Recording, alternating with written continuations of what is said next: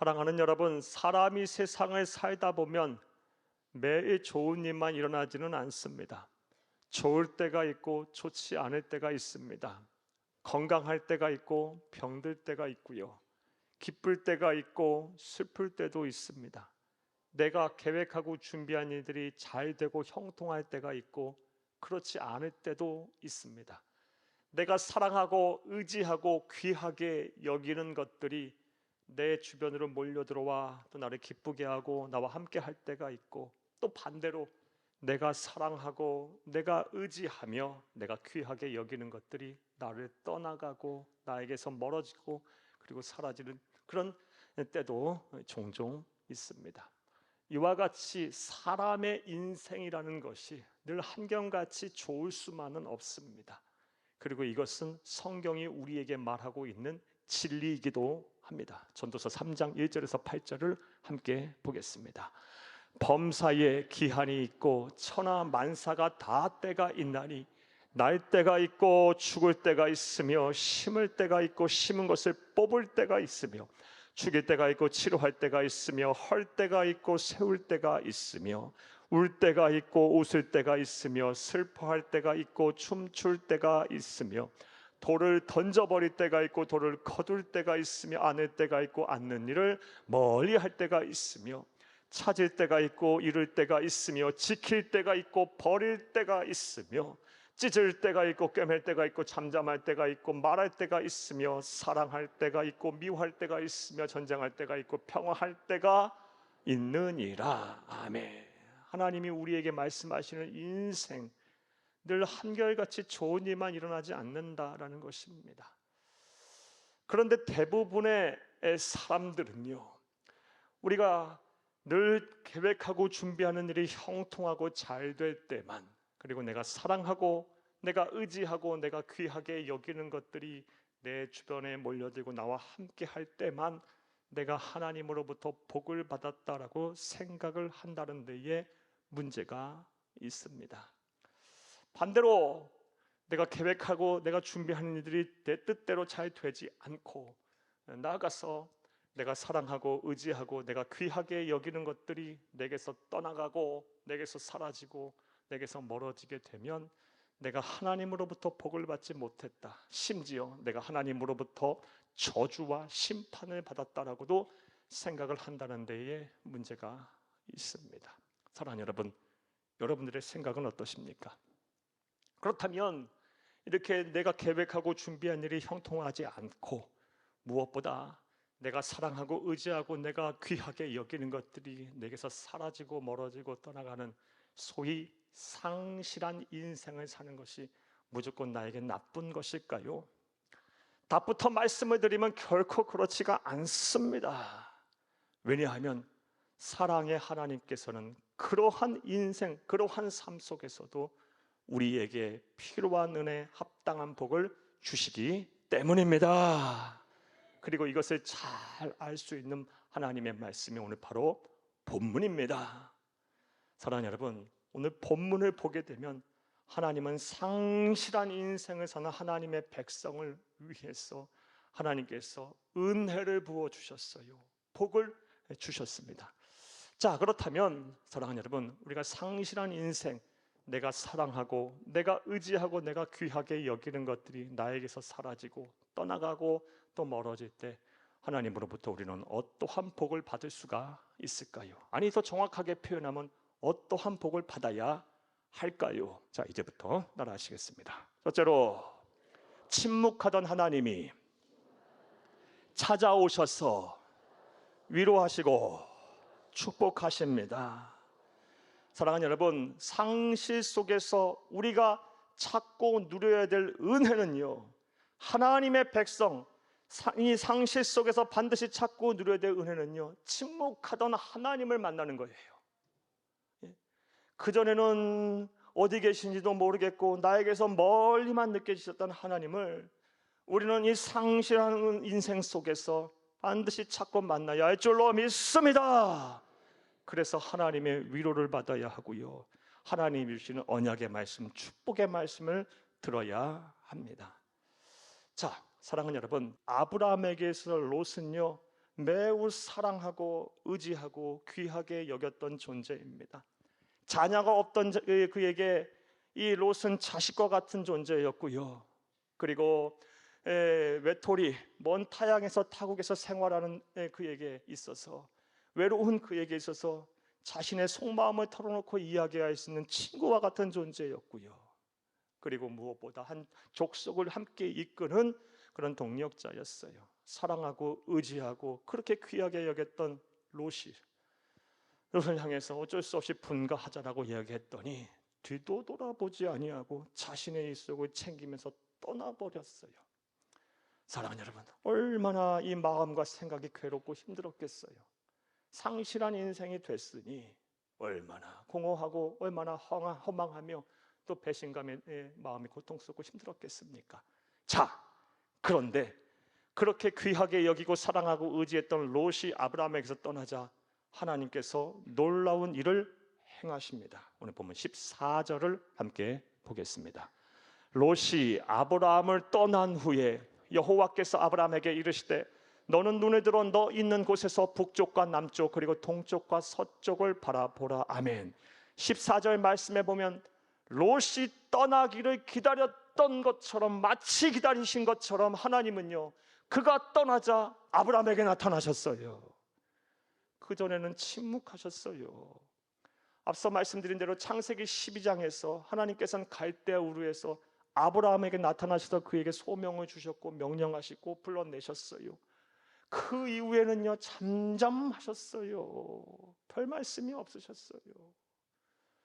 그 명령에 따라서 그가 가나안 땅에 도착해 보니까 그곳은 파라다이스가 아니었어요. 그를 기다리고 있던 것은요, 극심한 기근과 가난이었습니다. 하나님의 뜻을 따라왔더니 오히려 더 안 된, 더 힘든 삶을 살게 된 거예요. 하나님은 연단하신 거였어요. 그런데 그 연단을 모르고요, 그가 살 길을 자기 스스로가 찾게 됩니다. 그래서 어디로 갑니까? 이집트로 가요. 애굽으로 가요. 살기 위해서. 그곳에서 아내도 빼앗길 뻔했고요, 파라오에게요. 죽을 뻔했어요. 빈털터리 거지가 될 뻔했어요. 하나님의 강권적인 역사와 구원의 은혜로 말미암아 아브라함이 구원을 받게 됐고, 또 그와 더불어 하나님께 큰 복을 받게 돼서 다시 가나안 땅으로 거부가 돼서 돌아왔지만요, 하나님은 침묵하셨어요.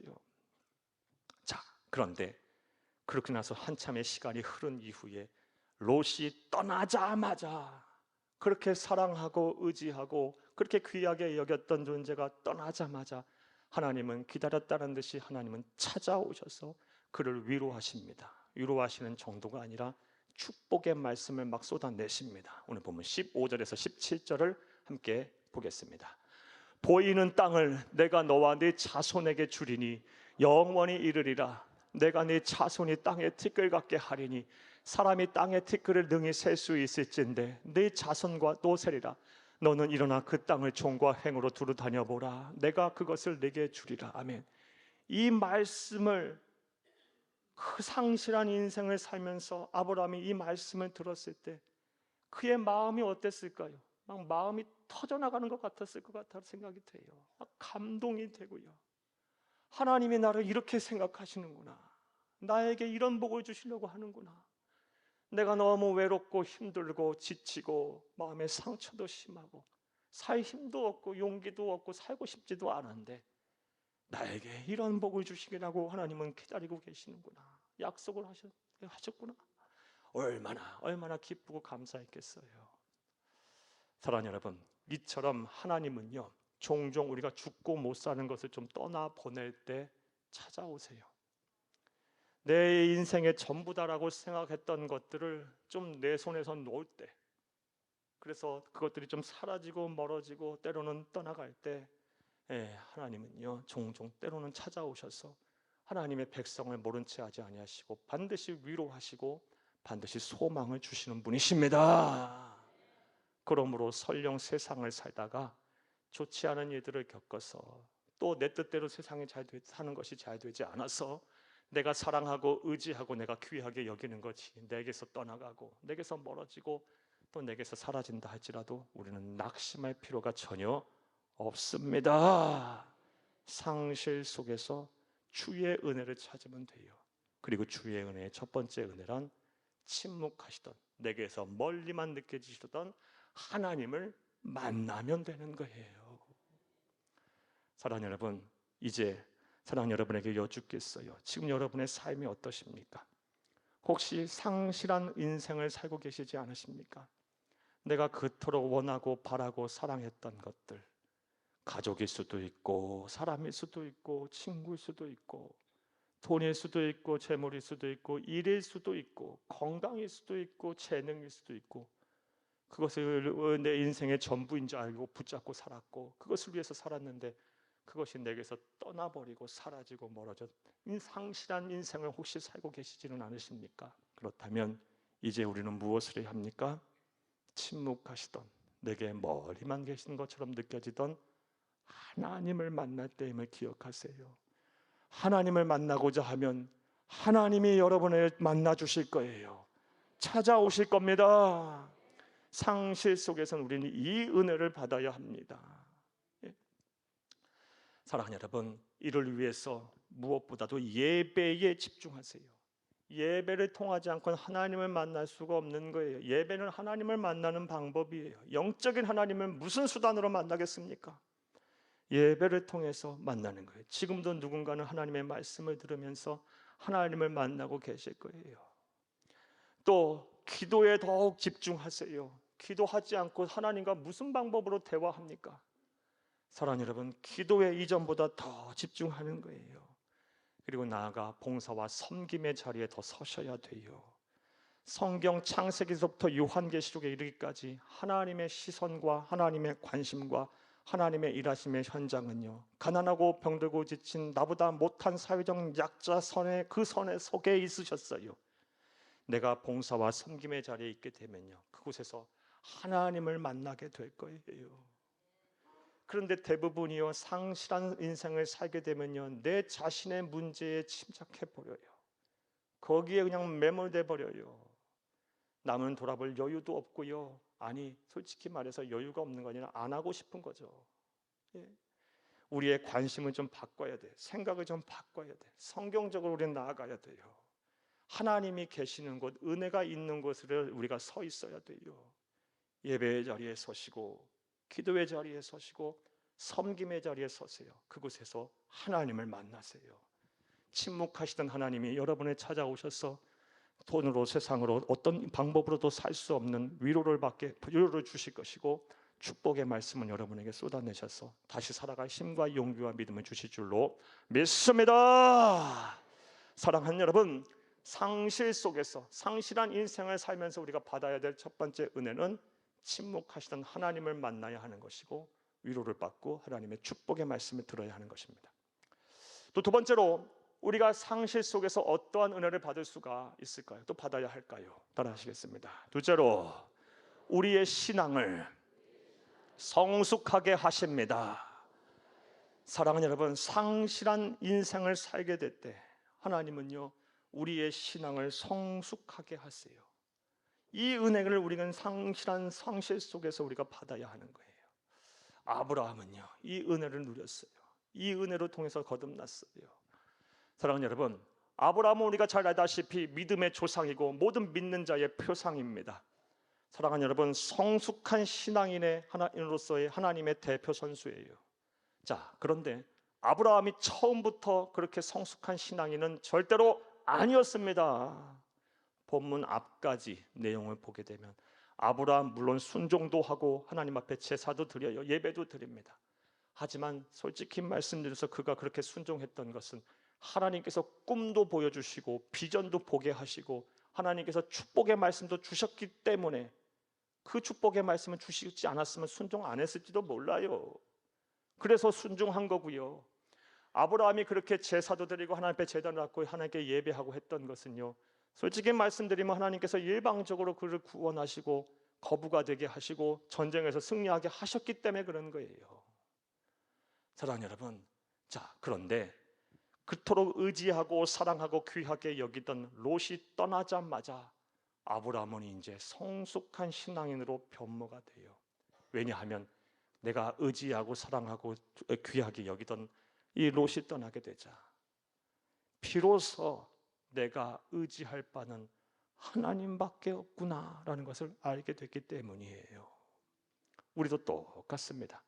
상실한 인생을 살기까지는요, 사랑하는 여러분, 내가 의지할 대상이 하나님밖에 없다라고 고백 못해요. 솔직해집시다. 하나님 말고도 의지할 게 너무 많잖아요. 사람도 보이고 돈도 보이고 뭐 내 재능도 보이고요, 내가 내 경험도 있고요, 너무 의지할 게 많아요. 그런데 이런 것들이 하나 둘 떨어지게 지면요, 정말 하나님밖에 나는 의지할 것이 없다라는 것을 비로소 알게 됩니다. 참 사람이 지혜로운 것 같아도 멍청하고 우둔해요. 저와 여러분이 그래요. 아브라함 비로소 사랑하고 의지하고 귀하게 여기던 것들이 떠나버리자 상실한 인생이 되자 비로소 하나님밖에 없다라는 것을 알고 이제 자발적으로 주도적으로 하나님 앞에 예배하기 시작합니다. 보면 18절을 함께 읽겠습니다. 이에 아브라함이 장막을 옮겨 헤브론에 있는 마므레 상수리 수풀에 이르러 거주하며 거기서 여호와를 위하여 제단을 쌓았더라. 아멘. 헤브론에 있는 마므레 상수리 수풀은요, 우거진 수풀이 아니에요. 여러분, 광야 돌산에 있는 맨나무 되지 않는 나무가 있는 돌산, 거기서 무슨 유목을 합니까? 거기서 무슨 농사를 짓습니까? 감사의 조건이 없어요. 세상적으로 보면 망했어요. 예? 가족에게 사기당한 거예요. 쉽게 말하면요, 모든 선택권을 빼앗긴 거예요. 모든 이권을 빼앗긴 거예요. 그런데 거기서 뭐 합니까? 거기서 거주하며 여호와를 위하여 누가 시킨 것도 없는데 감사의 조건도 없는데 제단을 쌓았더라. 비로소 성숙한 신앙인이 된 겁니다. 사랑하는 여러분, 이처럼 상실 속에서 우리는 어떠한 은혜를 보게 돼요? 내 신앙이 성장하는 은혜를 볼 수가 있는 거예요. 그러하기에 우리가 사랑하고 의지하고 내가 귀하게 여기는 것이 나를 떠난다 할지라도 낙심할 필요가 없어요. 아, 내 신앙이 성숙해질 기회이구나 라고 생각을 하면 되는 거예요. 신앙의 성숙이 그렇다면 왜 중요합니까? 사랑하는 여러분, 적당히 예수 믿다, 하나님의 나라 가면 되지라고 생각하시는 분들 계실 거예요. 나 괴롭히지 마라, 나 귀찮게 하지 마라, 나 하지 마라, 난 적당하게 예수 믿다가 하나님의 나라 가면 그만이다 라고 생각하시는 분 분명 계실 거예요. 사랑하는 여러분, 그런데 이것은 하나님의 뜻이 아니기 때문에 그래요. 우리 주 예수님께서 이 세상에 오신 목적이 무엇입니까? 양으로 생명을 얻게 하고 더 풍성한 삶을 살게 하기 위해서 이 세상에 오셨어요. 우리의 신앙이 성숙해지는 것, 즉 풍성한 삶을 살게 되면요, 놀라운 은혜가 임해요. 단순히 구원의 은혜만 임하는 것이 아니라 이 세상을 사는 동안에도 놀라운 은혜가 임하는데요, 가진 것이 없어도 다 가진 사람처럼 세상 앞에 당당하게 살 수가 있고요, 모든 염려와 근심에서 벗어난 참된 자유와 평안과 만족을 누리는 삶을 살 수 있고요, 자족의 은혜를 누리며 살 수가 있어요. 깊은 산이 높은 들이 초막이나 궁궐이나 구속하신 예수가 함께 하시니 그곳이 곧 천국이 돼요. 여러분, 산의 진미를 몇 끼마다 먹고 억만금을 소유한들 내 마음이 지옥이고 맨날 염려와 근심에 휩싸여 살고, 그리고 늘 삶의 무게, 삶의 짐을 내 등허리에 짊어지고 산다면 무슨 그것이 은혜이자 복이겠습니까? 설령 그리하지 않는다 할지라도 내가 내 마음인 천국이고 내 삶은 천국이고 가정이 평안하고 화목하고 사랑으로 넘치고 믿음으로 하나가 되고 또 하나님께서 쓸 때마다 쓸 것을 예비하시고 준비하시고 필요를 채우시는 은혜를 누리고 산다면 그것보다 더 행복한 인생이 어디 있겠습니까? 신앙의 성숙은 그래서 필요한 거예요. 그래서 구원에서 그치는 것이 아니라 우리는 이 세상에서 풍성한 삶을 살아야 하기 때문이에요. 그 신앙의 성숙을 우리가 무슨 수단으로 이루겠습니까? 사람의 믿음이 그렇게 쉽게 자라지 않습니다. 신앙의 성숙이 한순간에 그게 이루어지지 않아요. 하나님께서 극적인 그런 만남과 체험을 하지 않는 이상 쉽지 않아요. 설령 그런 일을 체험했다 할지라도 얼마 못 가요. 사람이 그렇습니다. 한두 번 봅니까? 정말 이제는 예수 잘 믿을게요. 죽을 병에서 막 고치시고 막 사건 사고에서 하나님 구원하셨는데요, 그런 성도님들 6개월도 못 가고, 아니 6개월이 뭐예요? 두세 달도 못 가서 이전보다 더 악한 삶을 사는 모습 많이 봤어요. 사랑하는 여러분, 신앙의 성숙을 우리가 무슨 수단이 이루겠어요? 그런데 상실한 은혜, 상실한 인생을 살게 되면요, 하나님이 찾아오셔서 또 하나님의 은혜를 깨닫게 하셔서 우리로 하여금 우리의 신앙의 성숙을 이루어가게 하세요. 그러니 이것이 얼마나 큰 은혜이자 축복입니까? 사랑하는 여러분, 그러하기에 사랑하는 여러분, 설령 지금 사랑하고 의지하고 내가 귀하게 여기는 것이 나를 떠났다 할지라도, 내게 없다 할지라도, 사라졌다 할지라도 낙심하지 말고 내가 신앙의 성숙을 이루어서 이 세상 사는 동안 더 풍성한 삶을 살 기회이구나 라고 생각하고 이를 위해 노력하는 여러분들이 되기를 간절히 주의 이름으로 부탁합니다. 성경을 보게 되면 이 상실 속에서 이 은혜를 누려서 신앙의 성숙을 이룬 사람들이 정말 많습니다. 그 중에 한 사람 여러분에게 더 소개하면 바로 다윗입니다. 사랑하는 여러분, 아브라함도 또 다윗도 하나님의 대표 선수들이었어요. 자, 그런데 다윗도 처음부터 그렇게 성숙한 신앙인은 아니었어요. 하나님의 마음에 그렇게 꼭 쏙 드는 합한 사람이 아니었어요. 성숙한 예배자 또한 아니었어요.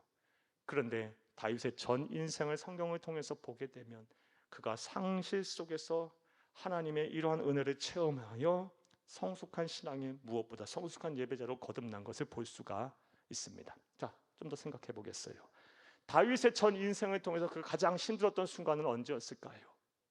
사랑하는 여러분, 모름지기 그가 가장 사랑하는 아들이었던 압살롬이 반란을 일으켜서 자신을 죽이려고 할 때가 가장 힘들었고 가장 어려웠던 순간이었을 거예요. 여러분, 상상이나 됩니까? 내가 낳은 자식이 나를 죽이려고 칼과 창을 들이대고 쫓아온다. 부모의 심정으로 이걸 어떻게 이해할 수가 있습니까? 어떻게 받아들일 수가 있겠어요? 예? 다윗도 받아들일 수 없었고 이해할 수 없었고 대비도 못했어요. 그래서 백주대낮에 신발도 못 신고 도망가요. 그는 한순간에 돈이 있고 재산이 있고 사람이 있고 심지어 권력도 있고 심지어 자식까지 이런 존재가 됐어요. 한순간에 상실한 인생이 된 겁니다. 자, 그러고 나니까요, 다윗이 깨닫게 된 은혜가 있었어요. 그것이 무엇이냐? 평범하게 예배드리던 것이 내가 받은 어마어마한 축복이었구나. 아무 어려움 없이 그냥 이렇게 예배전에 나와 성전에 나와서 여호와의 집에 거하는 것이 이게 놀라운 은혜이자 축복이었었구나. 비로소 깨닫게 됐어요.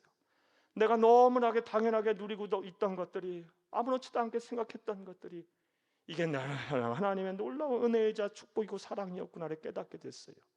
그래서 다윗이 다음과 같은 시를 씁니다. 시편 27편 4절을 함께 읽겠습니다. 내가 여호와께 바라는 한 가지 일, 그것을 구하리니 곧 내가 내 평생에 여호와의 집에 살면서 여호와의 아름다움을 바라보며 그의 성전에서 사모하는 그것이라. 아멘. 시편 27편은 압살롬에게서 쫓겨다닐 때 쓴 시예요. 비로소 알게 된 거예요. 아, 평범하게 하나님의 전에 나와 예배하는 것이, 이렇게 예배하는 것이 어마어마한 축복이자 어마어마한 은혜였구나. 비로소 성숙한 신앙인이 된 거예요. 그전에는 이런 게 은혜인지도 몰랐어요. 당연한 줄 알았어요. 아무것도 아닌 줄 알았어요.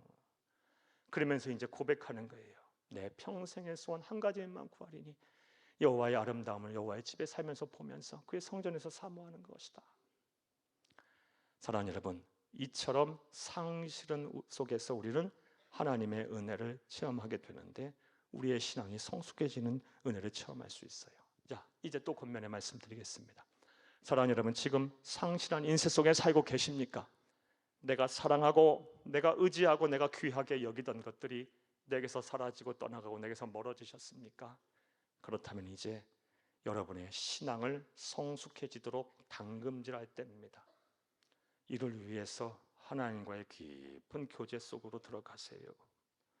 사랑하는 여러분, 내 신앙을 성숙해지기 위해서 이 여러분의 라이프 스타일을 바꾸셔야 돼요. 이제는 세상과 짝하여 살지 말고 하나님과 하나님 편에 서셔서 하나님의 영광을 위하여, 주의 나라를 위하여 이 땅에 하나님의 뜻을 이루기 위해서 사세요. 그리고 먼저 그의 나라와 그의 의를 구하니와 여러분의 필요를 하나님께 구하세요. 내게 주어진 삶의 최선을 다해 정직하게 사세요. 그러면 여러분의 능력이 아닌 하나님의 능력으로 여러분을 살게 하실 거예요. 이런 복이 여러분 가운데 충만하기를 간절히 주의 이름으로 축복합니다.